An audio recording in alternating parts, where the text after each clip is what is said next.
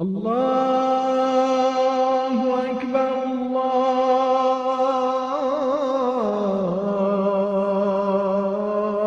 الله أكبر أشهد أن لا إله إلا الله أشهد أن لا إله إلا الله أشهد أن محمدا رسول الله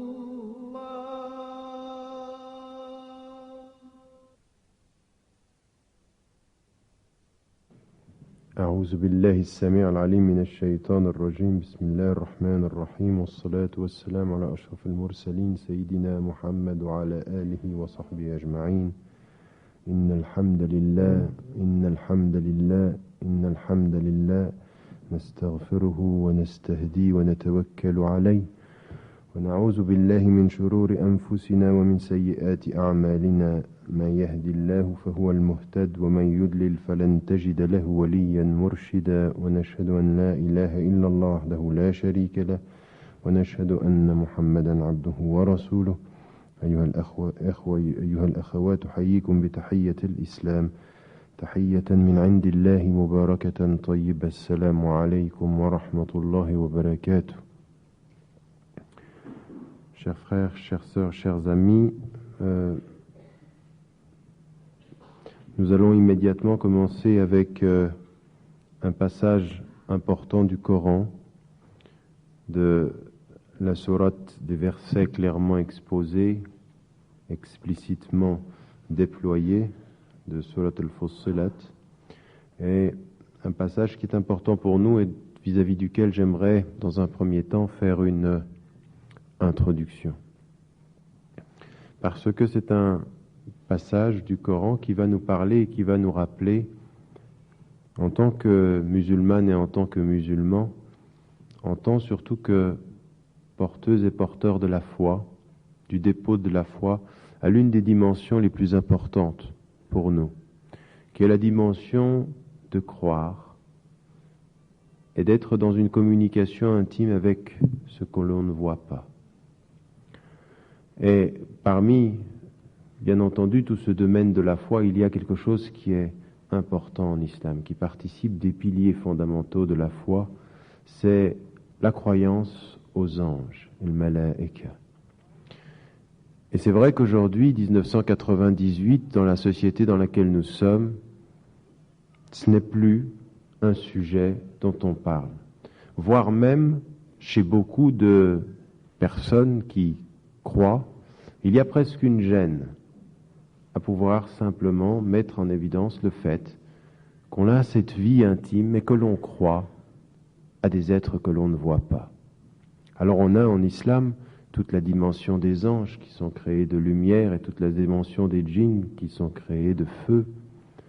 Mais on a surtout cette dimension que l'on doit vraiment approfondir. Le prophète alayhi salam nous a mis en évidence une chose qui met pour nous, qui nous rappelle cette dimension de la foi. Il avait dit, salawatu rabbi alayhi wa sallam, ma yaq'udu qawmun yadhkuruna Allah illa haffathumul malaika. Il n'y a pas un peuple qui s'assoit pour se souvenir de Dieu sans que les anges les entourent, les protègent, manifestent leur présence. Alors de deux choses l'une, ou ce sont des paroles du prophète de Dieu qui reçoit une révélation du haut des 7 cieux, ou alors ce sont des paroles que l'on prend comme ceci à la légère. Or ce sont des paroles du prophète, alayhi salatu wassalam. Et il nous dit avec la plus grande des profondeurs et la plus grande des vérités, puisque c'est vérité ce qu'il dit, quand vous êtes tout seul et que vous vous souvenez de Dieu et que vous dites avec votre bouche, La ilaha illallah, il n'y a de Dieu que Dieu. Comme le prophète alayhi salam l'avait dit aux compagnons, Akthir min la ilaha illallah, dis avec ta bouche beaucoup cette parole qui est le pilier fondamental de l'islam. Quand tu le dis tout seul, quand tu te réunis avec des frères et des sœurs pour le dire à plusieurs, eh bien tu n'es pas tout seul. Il y a autour de toi qui te protègent quand personne ne les voit, des êtres que ton cœur doit savoir qu'ils sont là, qu'ils sont présents. Et pour nous, c'est une dimension, elle est importante, parce qu'elle nous accompagne et nous allons voir que ce passage-là, il nous met dans une communication spirituelle, parce qu'il y a une différence entre l'approfondissement de notre spiritualité et le fait de maintenir une superstition. Certains peuvent penser qu'il y a dans cette perspective-là une sorte de superstition d'esprit. Non, pour nous, c'est le corps, le fondement, la dimension très profonde de notre spiritualité devant Dieu que de croire justement, comme l'un des piliers de notre foi, min arkan al-iman. Il y a 6 piliers dans la foi, l'un d'eux c'est de croire aux anges. Et il nous protège et il nous accompagne. Inna alaykum la hafidhin. Vous avez avec vous des êtres qui sont présents, qui enregistrent ce que vous faites, qui vous accompagnent et qui vous protègent. Et c'est pour nous très important de le dire et d'en témoigner. Pourquoi ? Parce que très récemment, par exemple, dans un dialogue interreligieux, j'ai pu m'apercevoir que parler des anges gênait un certain nombre de croyants. En particulier, comme si tout à coup on n'y croyait pas de la même façon, que ce n'était pas aussi sûr que cela, que bien sûr ça fait partie du folklore de la foi. Et nous devons dire avec beaucoup de force, avec beaucoup de profondeur, avec beaucoup de spiritualité, qu'il ne s'agit pas de folklore, qu'il s'agit d'un état de spiritualité que l'on acquiert en approfondissant très très profondément, très très personnellement, très très intimement sa foi personnelle. Et c'est au moment où on va commencer ce tafsir quelque chose à laquelle je vous engage, c'est-à-dire de mesurer aussi l'intensité de votre foi par votre capacité à avoir la conscience, quand personne n'est là, de savoir qu'il y a quelqu'un avec vous. Parce que finalement, c'est ça la mesure. Si à force d'avoir développé l'intelligence de la foi, on en parle toujours avec la tête et peu avec le cœur, si quand on est tout seul, on pense qu'on est tout seul et qu'on se voit tout seul sans savoir qu'on n'est jamais tout seul, s'il faut parfaire notre adoration au point de savoir que même quand personne nous voit, ils sont là et il est avec nous, eh bien c'est la dimension profonde de la foi. Et c'est la mesure. Dans les 24 dernières heures qui se sont passées à l'approche de Ramadan, qui sera demain ou après-demain, on vous donnera, je pense, l'information, eh bien, c'est cette dimension de spiritualité qu'il faut approfondir et qui est la vraie mesure. Comment tu es quand tu es tout seul ? Est-ce que tu as développé personnellement l'intimité de la présence quand les yeux du monde voient l'absence ? C'est finalement la mesure. Eh bien, ici, Allah subhanahu wa ta'ala, dans une sourate qui est Makkiya, qui a été révélée à la Mecque, et nous verrons pourquoi tout à l'heure, il y a une chose qui est importante dans cette dimension chronologique. Eh bien, Allah subhanahu wa ta'ala nous dit la chose suivante, Ba'd a'oudhu billahi minash shaytan ar-rajim. إن الذين قالوا ربنا الله ثم استقاموا تتنزل عليهم الملائكة ألا تخافوا ولا تحزنوا وأبشروا بالجنة التي كنتم توعدون نحن أولياؤكم في الحياة الدنيا وفي الآخرة ولكم فيها ما تشتهي أنفسكم ولكم فيها ما تدعون. Quant à ceux qui disent « Notre Seigneur est Dieu », les anges descendent sur eux et disent « Ne craignez pas, ne vous affligez pas, accueillez avec joie, avec sérénité, avec profondeur, la joie, la bonne nouvelle du paradis qui vous a été promis. Nous sommes pour vous des amis, des alliés, des guides. Dans la vie de ce monde et dans la vie future, vous y trouverez ce que vous désirez, vous obtiendrez ce que vous demanderez, comme un don accordé par celui qui pardonne et qui est miséricordieux, comme une place donnée et offerte. Nuzulan min ghafurir rahim. Eh bien, Allah subhanahu wa ta'ala nous met en immédiatement en évidence ici une notion fondamentale de cette foi, celle à laquelle j'essayais de vous faire accéder tout à l'heure dans cette introduction. Les anges. Alors les commentateurs disent c'est au moment de la mort. Mais en même temps, il y a effectivement l'idée que nous sommes vos alliés pendant la vie, cette vie, fi dunya wal akhirah, cette vie est dans l'au-delà. Eh bien, ces anges viennent et ils disent à celui qui croit, ne vous affligez pas et ne craignez rien. Eh bien, pour nous, par rapport à tout ce qui est notre révélation, que ce soit au moment de la mort ou que ce soit dans l'accompagnement de la vie, deux choses apparaissent ici. Et c'est pour ça que j'ai choisi comme titre de ce passage « Sans peur et sans crainte ». Pourquoi ? Parce que deux choses sont demandées à ceux qui portent le dépôt de la foi, l'iman. « Qalu Rabbuna Allah » Ceux qui disent Dieu, notre Seigneur est Dieu. Et c'est donc la première dimension, toujours la même. On commence toujours par l'essentiel. Dire Dieu est notre Seigneur. Donc la reconnaissance dans cette vie, quand personne ne le voit, comme fondement même, d'avant même que nous rencontrions, au-delà de la vie, le Seigneur des cieux et de la terre, ceux qui disent Qalu Rabbuna Allah. Donc c'est la shahada, donc c'est la dimension fondamentale de la reconnaissance de l'unique, de l'être, de celui qui est tout près, de celui qui est très loin, du premier et du dernier, du miséricordieux, du très miséricordieux, du doux, du généreux. Allah, ceux qui disent ceci, et qu'ils le disent non pas simplement, et c'est comme ça qu'il faut comprendre, thumma istaqamu, comme la compréhension profonde de qu'est-ce que ça veut dire, Rabbuna Allah. Qu'est-ce que ça veut dire ? Dire Dieu est mon Seigneur, puis qui ensuite agissent dans la rectitude, qui suivent la voie droite. Donc en d'autres termes pour nous, il y a cette compréhension que la compréhension de la transcendance, c'est l'exigence de l'action. La transcendance et la reconnaissance du Dieu unique, c'est tout de suite d'avoir un effet sur l'action. Comme ce compagnon du prophète ﷺ qui était allé vers le prophète ﷺ, il lui a dit قل لي قولا في الإسلام لا أسأل أحدا من بعدك. Dis-moi une parole dans l'islam, لا أسأل أحدا بعدك, que je ne demande pas à quelqu'un après toi.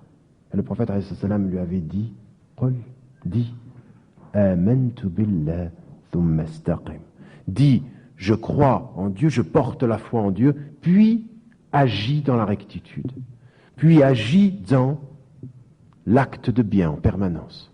Et donc ici, ce qui nous est dit, pour que les anges viennent à notre rencontre, pour que véritablement cette tristesse et cette affliction sortent de notre cœur le jour où il n'y aura personne d'autre que la distance qui nous sépare de Dieu pour nous apaiser, et les anges pour nous confirmer, eh bien c'est ceux qui disent Dieu et ceux qui font le bien.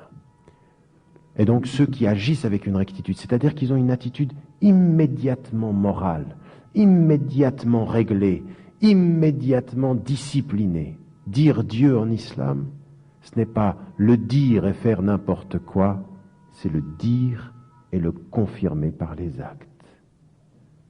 Et donc la foi, elle se confirme par les actes. Elle est témoignée par les actes. Qu'est-ce que ça nous amène à dire cela ? Ça nous amène à comprendre une chose, c'est que, vous le savez, vous l'avez beaucoup entendu, dans les sociétés contemporaines et autour de vous, beaucoup de gens disent, à cause de leur histoire et à cause de l'histoire de la religion telle qu'elle a été vécue en Occident, eh bien qu'est-ce qu'ils disent ? Ils disent, tu sais, moi je crois en un être supérieur. Ils y croient, mais en même temps ils disent que c'est ce qu'on appelle un déisme, c'est-à-dire dire il y a un Dieu, mais ça n'a pas d'influence sur ma vie. Je crois, mais je ne suis pas pratiquant. je crois, mais ça me suffit de croire. Je ne peux pas penser qu'il n'y a rien, mais ça ne m'amène pas à faire quelque chose. Vous connaissez ce discours, il est fréquent.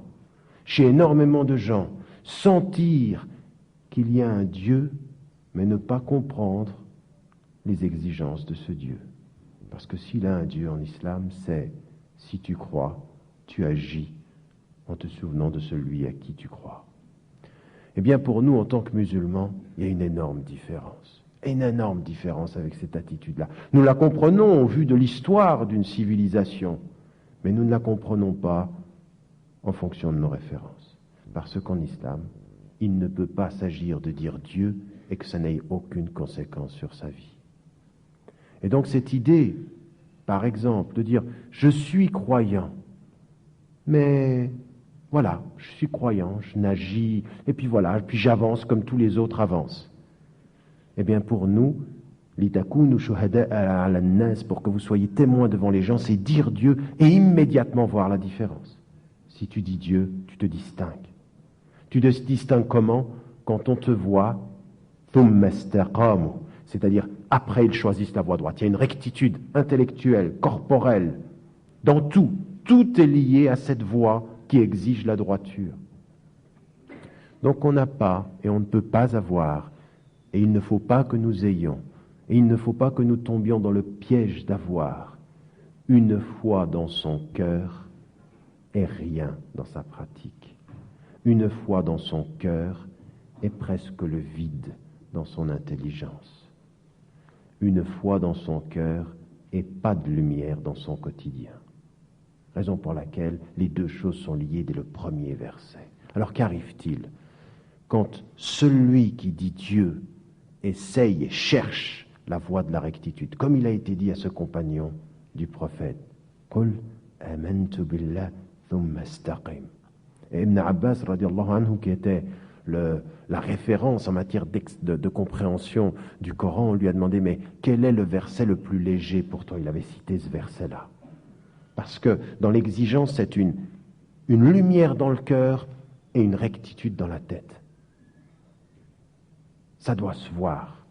Dès qu'on dit cette foi, elle se voit dans notre façon d'agir. Eh bien, il disait c'est le plus léger, mais en même temps c'est une forte exigence, bien sûr. Dès que l'on mêle, l'on marie, l'on épouse la lumière du fait de dire Dieu et l'intelligence d'agir en conséquence, et qu'on a vécu de cette façon-là, eh bien les anges viennent à notre rencontre. Ils viennent à notre rencontre alors qu'ils ne nous ont jamais quittés, mais au moment de la mort, ils nous disent « N'ayez pas peur, ne soyez pas affligés ». Et qu'est-ce qu'ils nous annoncent? Ils nous annoncent le paradis pour lequel, effectivement, toute notre vie se construit, s'oriente. Toute notre vie se construit. Et j'aimerais vous rappeler, en 1998, la réalité de cela. De ces compagnons du prophète, ﷺ, qui, quand il était présent et quand il en parlait, c'est comme s'il le voyait.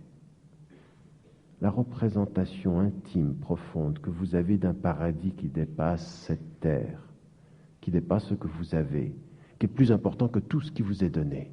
Combien de fois vraiment elle illumine votre cœur et votre esprit? Combien de fois par jour, combien de fois dans votre vie arrivez-vous à faire abstraction de ce monde pour vous mettre dans la disposition de vous dire « mais il y en a un autre, ô combien plus beau que celui que nous quittons ou vis-à-vis duquel nous nous privons ».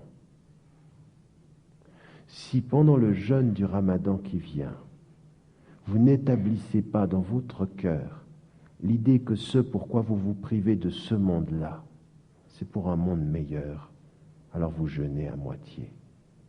Parce que si on s'éloigne de ce monde, c'est pour s'approcher d'un autre. Et il faut en avoir conscience. Combien de fois par jour tu penses à la vie après la mort et tu penses au paradis? C'est la vraie question. Eh bien ici, c'est ce qui nous est dit, raison pour laquelle il est important de vivre avec cette spiritualité-là.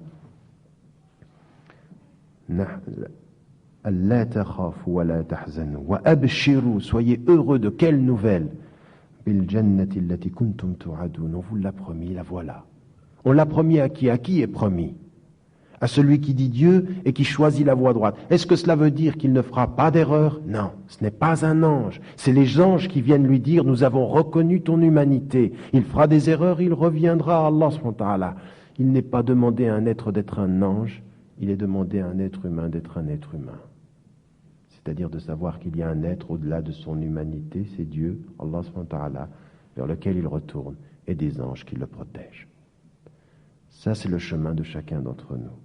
Raison pour laquelle je reste vraiment longtemps sur ce premier verset, et puis sur celui qui vient tout de suite après.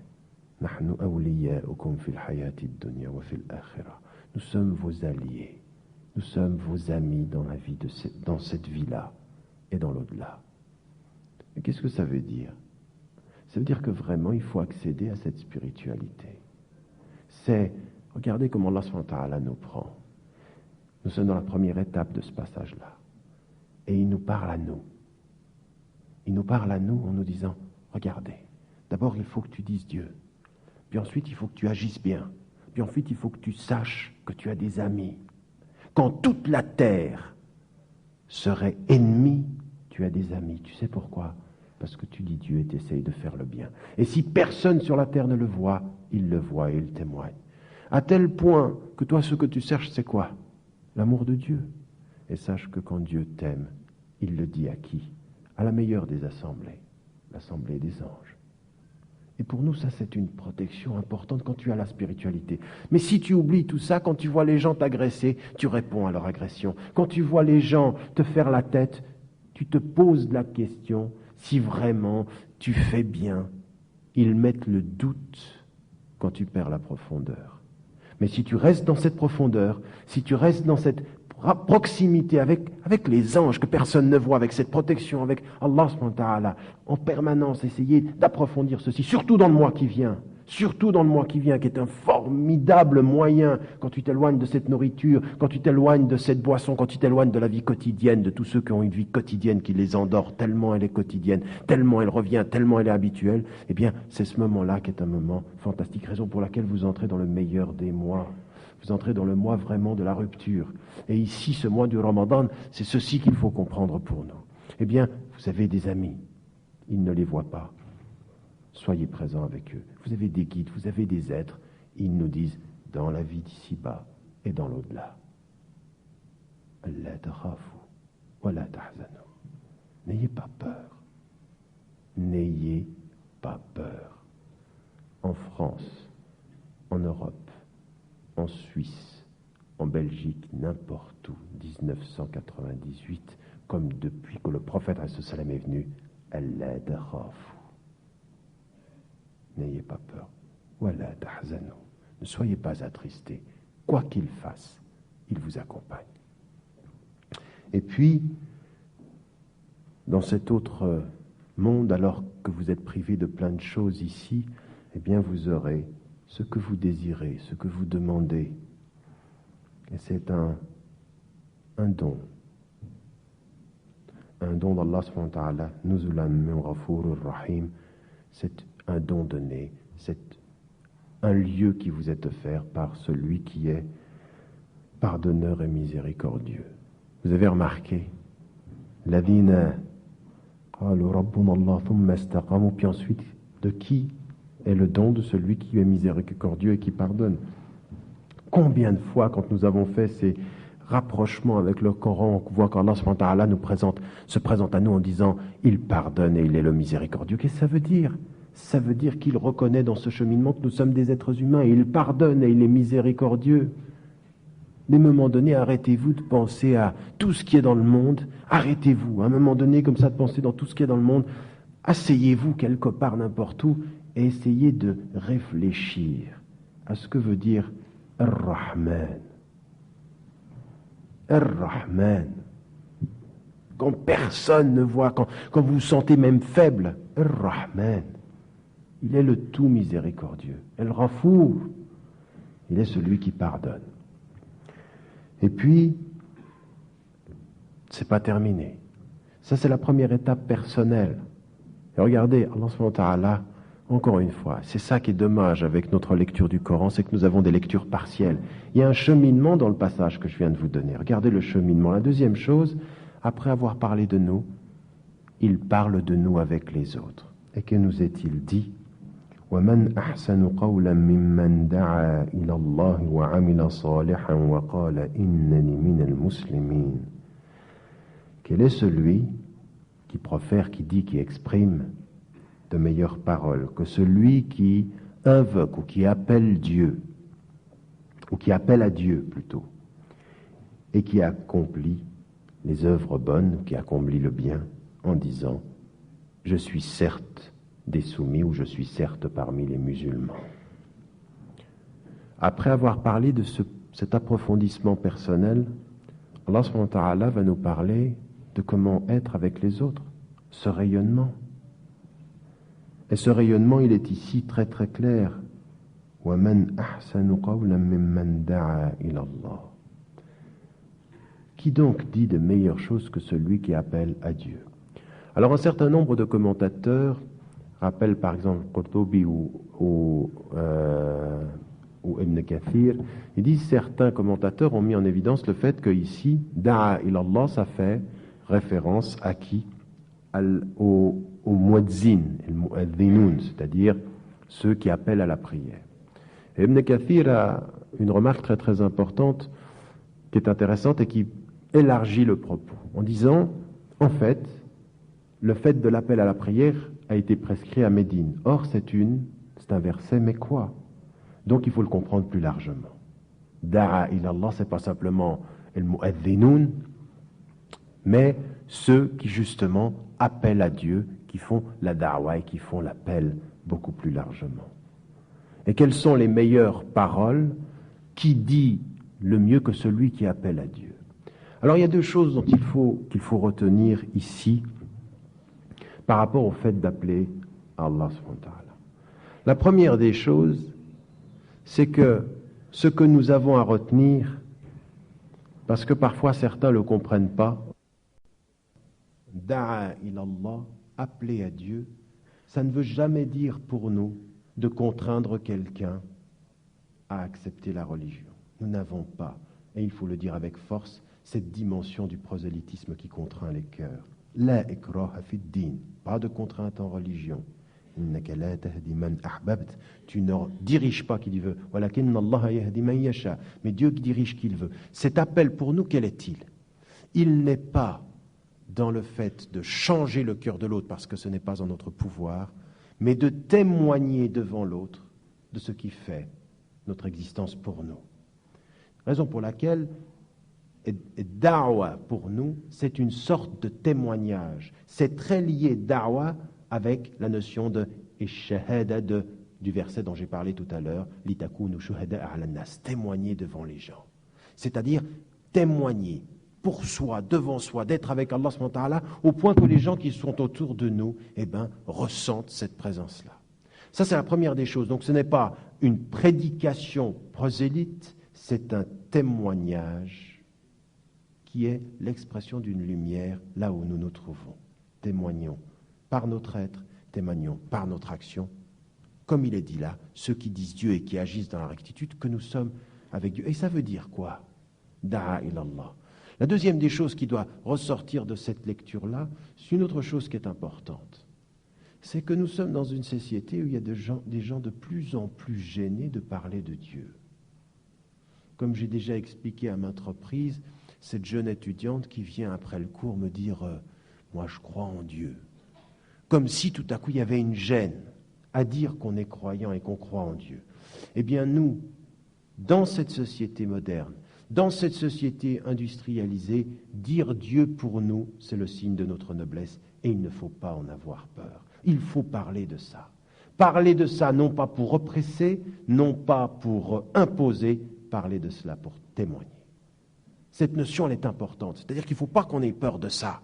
Comme si on avait peur tout à coup de parler « Oh là là, il ne faut pas dire que je... » Non, nous sommes croyants. Nous sommes croyants et c'est notre dignité. Nous sommes croyants et c'est le sens de notre vie. Nous sommes croyants parce que de lui nous venons et à lui nous retournons. Et c'est important. Et j'en parle pour témoigner. C'est la deuxième des choses. Et il y a une troisième.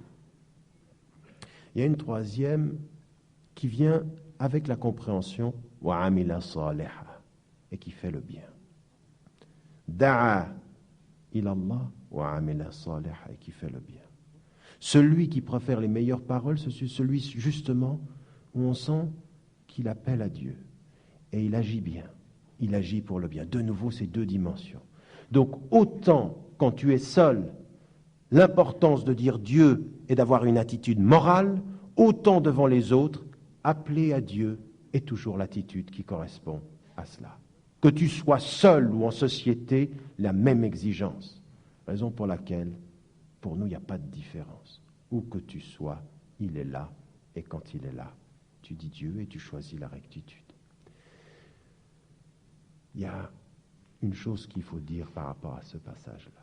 C'est qu'il y en a certains, quand ils le lisent, ils se disent immédiatement dans leur vie quotidienne, ou alors ils vivent eux-mêmes comme cela. C'est-à-dire, il faut que je parle de Dieu, et alors, finalement, leur manifestation, c'est toujours d'en parler et de comprendre que le véritable discours sur Dieu, c'est un discours. Et en fait, j'ai eu l'occasion souvent de vous rappeler, et c'est vraiment très clair dans ce passage-là, puisqu'Allah subhanahu wa ta'ala rajoute immédiatement « wa amila saliha » qu'en fait, appeler à Dieu « da'a ilallah », ce n'est pas simplement une question de langage, c'est une question d'action, c'est une question de témoignage. Et parfois, je vais vous dire une chose, il y en a certains qui parlent énormément de Dieu, mais quand tu les vois agir, ça ne te fait pas penser à ce dont ils parlent. Et il y en a certains, ils ne parlent pas beaucoup de Dieu, mais quand tu les vois agir, ça te fait penser à ceux dont ils ne parlent pas. Vous savez ça. Des personnes comme ceci, on les voit agir, on se dit, mais qu'est-ce qui les fait agir comme ça?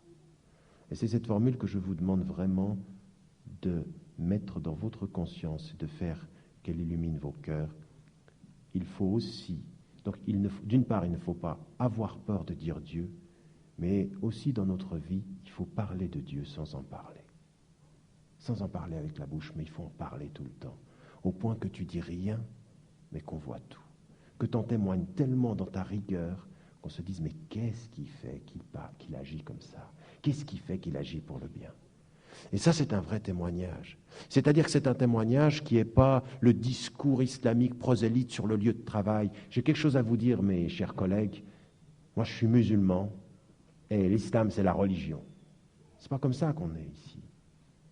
Par contre, quand tu te tais et qu'effectivement, dans ta vie quotidienne, tu as une attitude de rigueur, tu as une attitude de gentillesse, tu as une attitude de politesse, tu as une attitude de serviabilité, tu as un sourire quand tout le monde attendrait ta colère, tu as une patience quand tout le monde attendrait que tu sois perturbé, tu as une présence quand tout le monde supposerait que tu t'enfermes, eh bien là, tu témoignes et tu parles de Dieu, tu dis rien. Alors vous, ici, à Lyon, vous avez entendu parler de personnes comme ceux-ci qui font de la da'wa. Et vous, parfois, les prenez comme des exemples en disant « Masha'Allah, lui, il parle et il fait. » Et moi, je vais vous dire une chose. Il y a certains dans cette communauté qui ne disent pas grand-chose. Mais quand ils sont là, dans leur lieu de travail, eh bien, il y a quelque chose qui émane d'eux. Dans leur quartier, dans leur allée, dans la société, dans leur travail, on sent qu'il y a quelque chose. Et moi, j'aime beaucoup parler de ce point de vue-là, de quelque chose qui m'émeut toujours, chaque fois que j'en parle. Je fais référence à un de mes frères, et j'en parle d'autant plus facilement que c'est l'aîné de la famille, c'est Ayman, hafizahullah, qui est médecin. Il est médecin, il ne fait pas de da'wa au sens où il ne fait pas de conférences comme ça, à tel point que vous ne le connaissez pas. Certains le connaissent, mais la plupart d'entre vous, moins. Et bien, je vais vous dire une chose. Dans son travail, comme médecin, ce n'est pas le lieu, quand vous allez opérer, de commencer à faire un discours sur Dieu, n'est-ce pas? Eh bien, ceux qui s'approchent de lui, ses patients, ses collègues de travail, des gens qui travaillent là où il travaille, eh bien, j'en ai une quantité que j'ai entendu dire et relever une attitude qui se dit, il y a quelque chose dans cet homme. Il ne parle pas, mais on voit tout. Dans sa façon de traiter le patient, dans sa façon de l'accompagner, dans sa façon de lui parler, dans sa façon d'être présent, dans sa façon d'être généreux. On sait qu'il y a quelque chose qui l'habite, mais il n'en parle pas. Il agit avec ce qui l'habite. Eh bien, nous, chacun d'entre nous devrait être dans son travail, peut-être moins à faire des discours et peut-être plus à témoigner dans tout ce qu'on fait. Au point que quand on s'approche de vous, on se dit, là, il y a quelque chose. Pas de mise en scène, mais de la sincérité. Qu'on vraiment on sente qu'il y a quelque chose qui nous anime. C'est ce que dit aussi ici le passage du Coran, c'est-à-dire qu'il dit ceci. Da'a ilallah, il appelle, mais dans d'autres circonstances, suivant le lieu où il est, c'est pas un appel c'est un appel de tout son être. Il appelle de toute la présence de son être. Et je vous pose la question, mais vraiment posez-vous là sincèrement, chacun d'entre nous devrait se poser cela. Là où vous êtes, sur votre lieu de travail, à l'université, où que vous soyez, est-ce que celui qui s'approche de vous peut voir dans ce que vous faites qu'il y a quelque chose de très fort dans ce que vous êtes? Est-ce que celui qui s'approche ou celle qui s'approche de vous peut sentir que quelque chose vous habite dont vous ne parlez pas? Encore faut-il que ça vous habite vraiment. Encore faut-il que vous pensiez aux anges et que vous pensiez à Dieu quotidiennement. Encore faut-il qu'on sente dans votre calme et dans votre présence quelque chose. Posez-vous la question. Est-ce que ceux qui vous entendent parler sans que vous parliez particulièrement d'islam, sentent que quelque chose vous habite, que ce soit un vrai témoignage, que vous faites votre travail de témoigner? Jamais dans le prosélytisme, parce que c'est Dieu qui décide, mais témoigner, c'est votre responsabilité. Vous vous rendez compte du changement qu'il y aurait dans cette communauté si on passait de la crainte, de dire « Oh là là, surtout qu'on ne voit pas que je suis musulman », à cette force spirituelle de dire « Où que je sois, il faut qu'il voie, il faut qu'il sente, même si je n'en parle pas. » Mais ce n'est pas tout, il faut qu'il le sente, mais il y a encore une deuxième chose, c'est qu'il faut qu'il le sente et il faut qu'il l'aime. Vous savez la responsabilité qu'on a, c'est d'être tellement porteur de ce message que celui qui te rencontre, il aime ce qui te fait quand toi, tu lui montres ce que tu fais. Il aime ce que tu es, ce qui t'habite quand toi, tu lui montres ce que tu fais. C'est ça notre témoignage véritable. Que chacun d'entre nous se pose la question. Est-ce que ça t'habite tellement qu'on le voit quand on ne parle pas? Et est-ce qu'on aime ce qui t'habite quand on regarde ce que tu fais? Et tant que ceci ne nous habite pas, selon la première étape du cheminement, Allah subhanahu wa ta'ala nous a parlé de la première étape. La première étape, ils ont dit Dieu est notre Seigneur. Ils ont fait le bien. Et la deuxième étape, c'est par rapport aux gens. Da'a ilallah wa amila saliha. Deuxième étape, un tout seul, deux avec les autres. Mais ce n'est pas fini, il va y avoir encore une troisième étape, celle sur laquelle nous allons terminer ce passage. Et qu'est-ce qu'il dit? Alors deux interprétations selon les mufassirin, la dimension littérale de dire je suis parmi les musulmans. Donc il le dit, je suis des musulmans. Si on l'interpelle, je suis musulman. Je suis musulman, j'appartiens à cette fidélité de tous les cycles de la prophétie qui s'arrête avec Muhammad ibn Abdillah sallallahu alayhi wa sallam. J'appartiens à tout ça. Je suis soumis comme tout ça est soumis. Et la deuxième interprétation, je fais partie de ceux qui ont reconnu l'être de toutes les choses et de tous les mondes. Eh bien, il dit ceci, et il le dit après, dans son appel et dans ses actes quotidiens, avoir montré qui il était. Troisième étape et dernière, regardez ce que nous dit Allah subhanahu wa ta'ala, et je n'irai pas plus loin que les trois prochains versets, parce que ça nous amènerait plus loin que ce que nous avons le temps d'aborder. وَلَا تَسْتَوِي الْحَسَنَةُ وَلَا السَّيِّئَةُ ادْفَعْ بِالَّتِي هِيَ أَحْسَنُ فَإِذَا الَّذِي بَيْنَكَ وَبَيْنَهُ عَدَاوَةٌ كَأَنَّهُ وَلِيٌّ حَمِيمٌ. L'action, la bonne action, l'action de bien, n'est pas semblable à la mauvaise. Repousse celle-ci, donc la mauvaise, par ce qu'il y a de meilleur, idfa' billati hiya ahsan, par la meilleure. Celui qu'une inimitié, une agressivité séparée de toi deviendra alors pour toi un ami, quelqu'un de proche, un ami chaleureux. Regardez ce que nous dit Allah subhanahu wa ta'ala.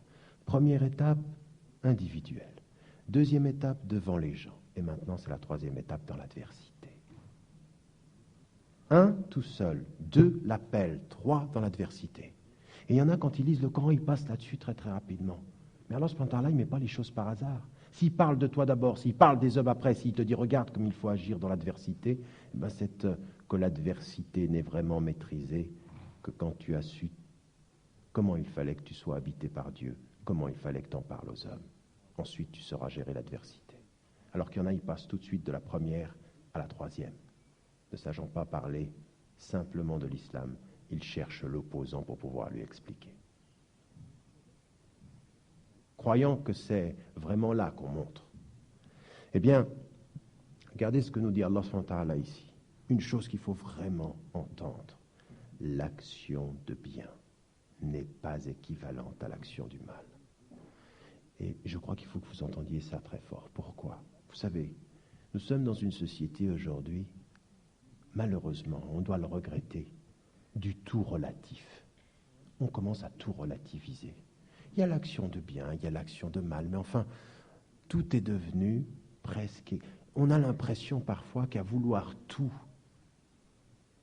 comprendre, tout analyser, tout supposer comme explication causale, finalement tout devient relatif. On a une éthique relative, on a des principes relatifs. Et en particulier, les principes sont très relatifs à nos intérêts. Quand il y a beaucoup d'intérêts, les principes diminuent. Oui, mais quand, par hasard, les principes épousent les intérêts, alors les principes sont respectés. Vous en savez quelque chose aujourd'hui, à l'heure où vos frères et vos sœurs en Irak sont en train de se faire bombarder, pas par justice, mais par intérêt. Eh bien, on le sait, on voit ça. Eh bien, nous, on doit dire et écouter ceci, ce qui nous est dit ici dans le Coran et ce qui nous est dit de la façon la plus claire, la tastawi al-hasanatu wa la sayyi'a. Le mal n'est pas équivalent au bien. Nous ne relativiserons pas, nous, pour ce qui nous concerne, notre morale et notre éthique. Quand le monde entier relativiserait toutes les valeurs, eh bien, nous, en tant que musulmans, là où nous nous trouvons, quel que soit le pays, quelle que soit la situation, nous dirons avec force, non, il y a une morale, il y a une éthique, il y a des choses qui sont bien et il y a des choses qui sont mal. Il y a des choses qui se font et des choses qui ne se font pas. On ne commence pas à tout relativiser pour être moderne. Non, dans la modernité, la dignité des hommes doit rester. Et la dignité des hommes, c'est de savoir, il y a des choses, au nom de la conscience, au nom de la raison, au nom de la foi qu'on ne fait pas. Et il y a des choses qu'on peut faire, et il y a des choses qui sont bien. Et nous, on est vraiment, et ça c'est très très important, c'est très important que vous le compreniez bien, surtout dans cette société-là, du trop relatif, c'est de marquer une éthique, de marquer des limites, de marquer des choses. Non, non, non. Il y a des choses qui nous font notre dignité. Et ça, il faut le dire. La tastawi. Ça n'est pas égal. Tout n'est pas égal à n'importe quoi. Pourquoi ? Parce que si Dieu habite ton cœur, et si tout ton cœur illumine ta conscience, il y a le discernement, des choses qu'on ne doit pas faire. Et puis, Allah subhanahu wa ta'ala nous dit idfa' billati hiya ahsan. Réponds de la meilleure des façons. Réponds de la meilleure des façons, cherche la meilleure des façons pour pouvoir répondre à quoi ? À l'agression. Pour pouvoir faire ce travail personnel, écoutez-moi bien, parce qu'il y en a certains qui écoutent ceci et qui écoutent la conférence, ils se disent, ou le tafsir, le commentaire, le cours ici, ils se disent, c'est vrai, il faut vraiment répondre de la meilleure des façons.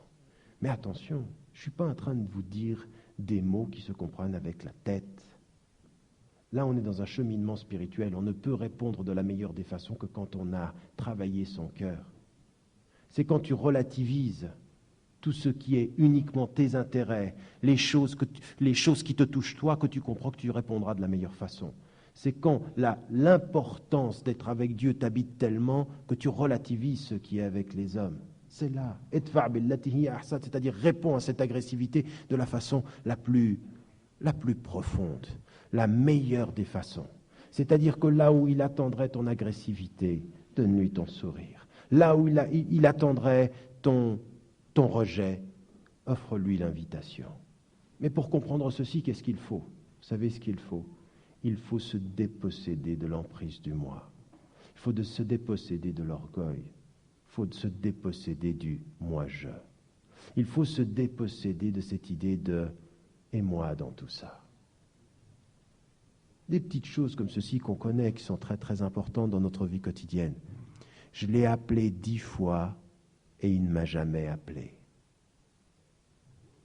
Pour pouvoir relativiser les 10 fois, il faut pas mal de fois. N'est-ce pas? Ce que dit, c'est comme ça. Je suis avec Dieu, je ne suis pas avec lui.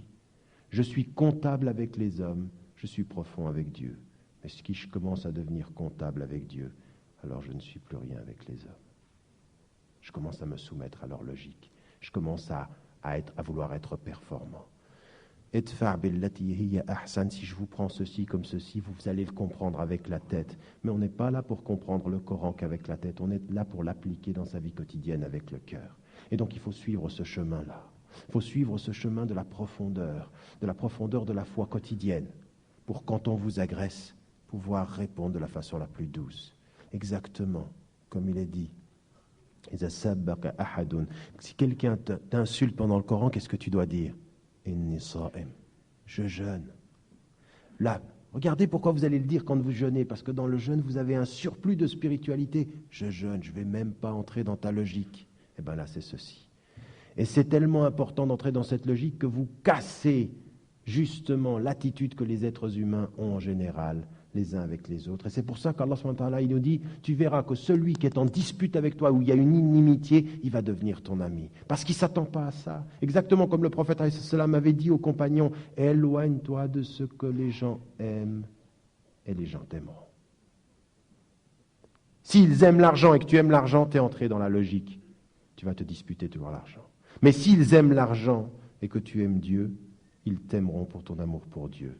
Parce qu'ils savent que tu n'es pas sur leur champ quand ils aiment l'argent. N'est-ce pas? Et c'est ça qui est très très important pour nous. Cette profondeur de la spiritualité fait qu'on sort de la logique des apparences, sort de cette attitude qu'on a les uns avec les autres par rapport à Allah subhanahu wa ta'ala. Donc, vraiment, فإذا الذي بينك وبينه عداوة كأنه ولي حميم. Il devient ton ami. Alors qu'il était dans une opposition, il devient ton ami. Mais tu dois répondre. Je vous ai déjà raconté cette histoire, j'aimerais la répéter. Du prophète, alayhi salam, qui était assis avec Abu Bakr, radiyallahu anhu. Ils étaient insultés. Ils étaient insultés, et lui en particulier, Abu Bakr était insulté, il se retenait comme ceci de répondre, il se retenait, le prophète alayhi salam était là, et le prophète était assis, et il était assis avec Abu Bakr, et ils étaient insultés par Ahl Quraysh, qui était contre l'islam, et à un moment donné, il n'a pas pu se retenir, et il a répondu, à ce moment très précis où il a répondu, le prophète alayhi salam s'est levé et est parti, et Abu Bakr, il a vu le prophète alayhi salam partir, il lui a couru après, il lui a dit, tu es fâché contre moi. Le prophète alayhi salam lui a répondu ceci. Alors que tu ne leur répondais pas et qu'ils t'insultaient, un ange, vous avez entendu, un ange leur répondait à ta place. Mais quand tu leur as répondu, l'ange est parti et le diable est venu. Et il ne sied pas au prophète de rester quand le diable est présent. La maîtrise personnelle, qui fait qu'un ange répond. Tu ne l'entends pas. Le prophète salam, il est resté parce qu'un ange répondait. Mais si tu réponds et tu te laisses aller, vous voyez la spiritualité qu'il faut. Et vous voyez, vous imaginez comment est-ce qu'on insultait les premiers compagnons dans son propre peuple. Beaucoup plus difficile que nous, ce qu'on peut parfois vivre ici dans cette société-là. Et nous, ça fait ni une ni deux. Tu n'as pas seulement répondu, c'est tout juste si tu ne l'as pas frappé. Voyez la spiritualité qu'il faut. Alors, je peux bien vous dire, idfa' billati hiya ahsan, et vous sortez de cette salle et vous vous dites, ok, j'ai compris dans ma tête, c'est pas ça le but. Le but, c'est d'en être habité dans le cœur. Et qu'est-ce qui fait qu'on est habité par ce que je suis en train de vous dire dans le cœur? C'est la qualité de sa prière. C'est la qualité de sa prière pendant la nuit. C'est la qualité de son jeûne. C'est la qualité de sa spiritualité. C'est la qualité de sa conscience. C'est cet effort qu'on fait personnellement pour être très très profond. Et la réponse, je m'arrête là, elle vient dans le verset qui suit. Regardez comme les choses sont claires. Le prophète Allah subhanahu wa ta'ala nous dit ceci. وَمَا يُلَقَّاهَا إِلَّا الَّذِينَ صَبَرُوا وَمَا يُلَقَّاهَا إِلَّا ذُو حَظٍّ عَظِيمٍ. Mais cela n'est offert. Vous avez entendu. Cela n'est offert, cela n'est donné qu'à qui? Ici, on nous dit les patients, mais on sait, on a dit, sobre, ce n'est pas la patience. Ceux qui sont persévérants, ceux qui sont endurants, ceux qui sont animés par la patience, et ceux qui ont reçu de Dieu un don incommensurable, un don fantastique. Quel est-il ce don? Le don d'être tellement à l'intérieur de leur intimité qu'ils ont développé une endurance, une persévérance. Exactement ce dont on parlait avec Abu Bakr, une endurance par rapport à cette adversité. Mais c'est ça. Ne peut comprendre ce qu'on est en train de dire que celui qui a pratiqué ceci. Et qu'on a dit que dans l'endurance, et on a dit que dans la persévérance, qu'est-ce qu'il y avait? Il y avait l'action. Donc il y a le travail de la spiritualité et l'action permanente pour pouvoir approfondir cette dimension de foi. J'aimerais, au moment où vous entendez des sourates qui sont révélées à la Mecque, on est au début du chemin, Allah subhanahu wa ta'ala est en train de parler à des gens qui sont en train de se former. Il y aura encore après 10 ans de révélation. Mais sur la route de ceux qu'il est en train de former, il est en train de le dire. Comment tu es tout seul? Est-ce que tu dis Dieu et que tu t'imposes de vivre comme il faut? Comment tu es avec les gens? Est-ce que quand on te voit, ça émane de toi au point qu'on aime ce que tu es et qu'on aime celui qui t'a fait être ce que tu es? Et comment tu es dans l'adversité? Est-ce que tu es suffisamment fort dans ta foi pour être calme en face de leurs cris et de leurs insultes? Est-ce que tu sais répondre de la meilleure des façons, tellement tu sais que la meilleure des façons est vue par Dieu, alors que leur agression n'est vue que par ceux qui sont en face de toi? Ce cheminement de la spiritualité, il est le nôtre, et ça tombe bien, vraiment ça tombe bien. Nous sommes vraiment dans un moment où cette spiritualité, nous en avons beaucoup besoin dans cette société dans laquelle nous vivons, et en plus, les moments de jeûne, le shahr de Ramadan dont on va vous parler, dans lequel nous allons entrer. Mais le mois du Ramadan, c'est un mois qui doit être une lumière pour tout le reste de l'année. Il faut s'habiter de ça toute l'année. Mais finalement, c'est bien toute cette dimension-là qu'il faut que chacun d'entre nous travaille personnellement, seul, avec les gens qui l'entourent et même avec ceux qui l'agressent. Wallahu a'lam. Je pense que ces propos sont bienvenus pour que nous puissions évaluer la dimension de notre foi. Ma dernière question, elle est celle-ci. Combien de fois vous pensez aux anges? Et je vous promets, aussi sûr que vous me voyez, il n'y a pas un être sur la terre qui vous fait peur si vous savez que les anges sont vos amis. Mais le savoir avec toute la profondeur de son cœur, il n'y a pas un être sur la terre qui vous atteint si vous savez qu'il vous protège. Assalamu alaikum wa rahmatullahi wa barakatuh.